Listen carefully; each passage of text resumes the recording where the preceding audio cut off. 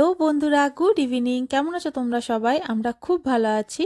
আর আজ সন্ধ্যাবেলায় আমরা চা খেয়ে একটু বাইরে বেরোচ্ছি, আসলে একটু কাজ ছিল। আর এই যে দেখতেই পাচ্ছ, কোয়ার্টারের বাইরে কাজ হচ্ছে। তো বাঁশ টাঙিয়ে একদম একসার কাণ্ড, আর প্রচণ্ড নোংরা করছে, মানে ঘর দুয়ারের অবস্থা তো খুবই খারাপ। আর এই যে তোমাদের সাথে বলেছিলাম না তোমাদেরকে যে আমাদের এখানে ফ্লাওয়ার শো হবে, তো এই নগর চোপালটাকে এইভাবেই ডেকোরেট করেছিল, খুব ভালো লাগছিল। আর এটা ডিটেলস ব্লগ তো আমি তোমাদের সাথে পরে শেয়ার করবই। আর এই যে দেখতেই পাচ্ছ, হনুমানটা মাঝে বসে আছে, আর ওর বাইরে যেতে পারলে ও কিন্তু আর কিছু চায় না, ওর আনন্দের আর শেষ থাকে না।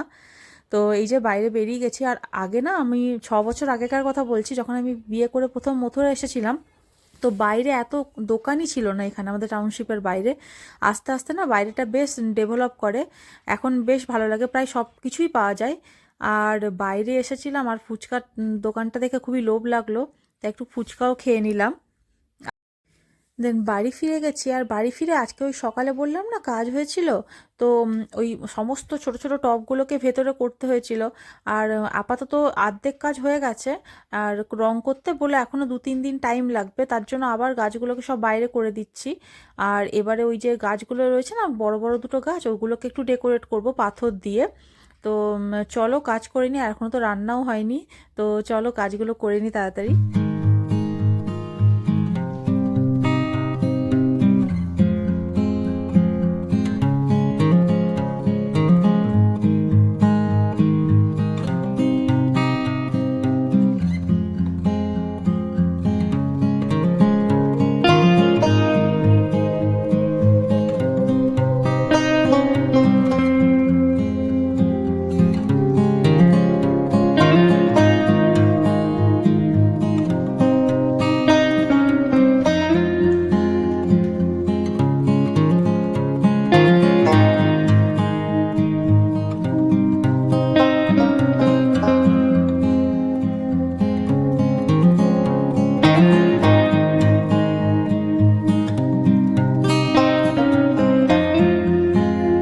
আমি না আগে এরকম গাছ ফ্লাওয়ার শোয়ে কোনো দিন দিতাম না।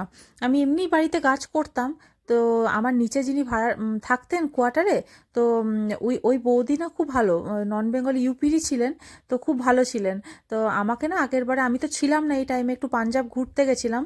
তো উনিই কিন্তু আমার ফর্মটা তুলে আনেন, এবং আমার ফর্মটাকে ফিল আপ করে তারপরে যেদিন গাছ দেওয়ার ছিল উনিই আমাকে নিয়ে যান, গাছগুলো আমি দিয়ে আসি। তো বলেছিলেন যে তুমি তো গাছ করো, তা তুমি গাছগুলো দাও না কেন? প্রাইসটাই তো বড় কথা নয়, সবাই তো দেখতে পাবে তোমার গাছগুলো, তো দেবে সাজানোর জন্য। তো তারপর থেকে আমি আগের বছর থেকেই দিচ্ছি। আর এবছর তো ওনার ট্রান্সফার হয়ে গেছে, উনি বরোদা চলে গেছেন। কিন্তু তাই ভাবলাম যে দিই আমিও গাছগুলো। আর এই যে ছোট ছোট পাথরগুলো দিয়ে আমি ডেকোরেট করছি। আসলে এই পাথরগুলো দিয়ে আমি আগেও সাজিয়ে রাখতাম আমার ব্যালকনিটা, কিন্তু ছেলেটা হওয়ার পর থেকে আমি তুলে দিয়েছি, কারণ ও তো ছোট, বুঝতে পারবে না, হয়তো মুখে ঢুকিয়ে নিল। তো ওই জন্য আমি ভয়ে এগুলো ঢুকিয়ে রেখে দিয়েছিলাম। এই যে বের করেছি আবার, কিন্তু এখান থেকে গাছগুলো নিয়ে এসে আমি পাথরগুলোকে আবার উঠিয়ে রেখে দেবো। আর উনি কিন্তু টের পেয়ে গেছেন যে মা কিছু একটা করছে, আর দৌড়ে চলে এলো কাজ করতে। তো দেখে অবাক হয়ে গেছে পাথরগুলোকে। এই যে ও আমার আমার সাথে সাথে একটু করে হেল্প করে দিচ্ছে। আর এই গাছ দুটোর ডেকোরেশন না আমি অর্ধেকটা করে নিয়েছি, আর অর্ধেকটা বাকি আছে। আসলে ওই দুটো ঘর বানানোর ছিল, তো তো একটা বানানো হয়ে গেছে, আর আরেকটা এখনো হয়নি, তো ওইটা আমি এখন বানাবো। তো ফাইনালি আমি কিভাবে ডেকোরেট করছি, তো সবটাই তোমাদের সাথে শেয়ার করবো আজকেই। আর এরপর আমাকে রান্নাও করতে হবে।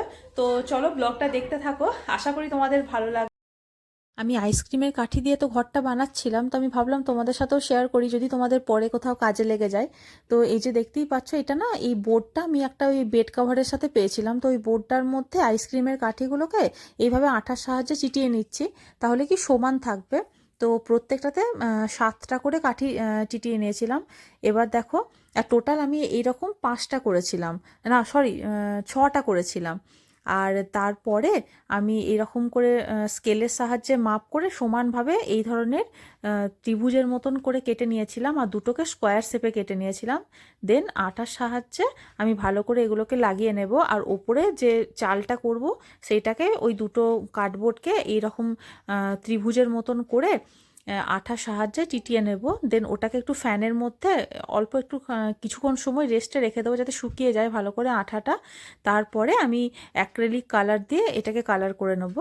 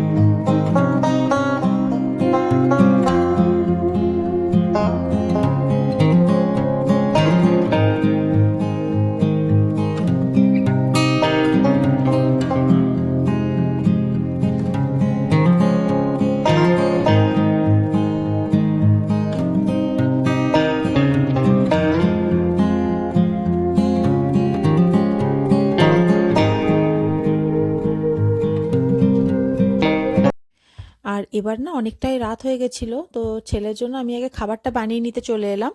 আর ওর জন্য একটু আজকে তাড়াতাড়ি খিচুড়ি বানিয়ে নেব, মুগ ডাল দিয়ে আর চাল দিয়ে, আর একটু আলু আর গাজর দিয়ে নেব।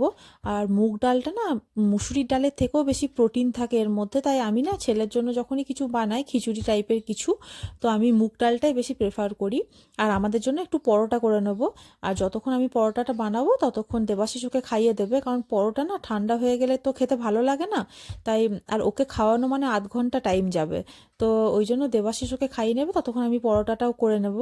তো ব্যাস, রাত্রে ডিনারের পরে দেন আমাকে আবার কাজে লাগতে হবে, কারণ এখনো পর্যন্ত কিন্তু আমার ফিনিশ হয়নি কাজ। আমাদের ডিনার হয়ে গেছে, ছেলেকেও খাইয়ে দিয়েছি, আর ও একটু টিভি দেখছে। আর এই যে আমি ওই ঘরটা আর্ধেকটা রং করে গেছিলাম, আর বাকি এখন একটু করে নেব। ছেলে যতক্ষণ টিভিতে ব্যস্ত, ও এমনি জ্বালায় না, ও বসে বসে দেখবে। তো আমি যাই হোক কমপ্লিট করে নেবো, তারপরে ওকে ঘুম পাড়িয়ে দেবো। আর তার আগে তো বেডটা পরিষ্কার করতে হবে। আমি দেখাই ও কি এই যে গোটা বিছানাটার এই অবস্থা, এইগুলোকে সব গোটাবো, এগুলোকে সব গোটাবো। আর ও সমান ওর বাবার সাথে বক বক করে যাচ্ছে। তো ঠিক আছে, চলো আজকের মতো আমি ব্লগটা এখানেই শেষ করছি। আর এই ঘরটার কোথায় আমি ডেকোরেট করছি আর ফাইনাল লুকটা তোমাদের সাথে আমি সবটাই শেয়ার করে দেব। তো চলো আজকের মতো ব্লগটা আমি এখানেই শেষ করছি। আর যদি আমার ব্লগগুলো তোমাদের ভালো লাগছে, তাহলে প্লিজ আমার চ্যানেলটাকে একটা সাবস্ক্রাইব করে দিও, আর ভিডিওগুলোতে লাইক করে দিও। আবার দেখা হচ্ছে নেক্সট ভিডিওতে, ততক্ষণের জন্য বাই।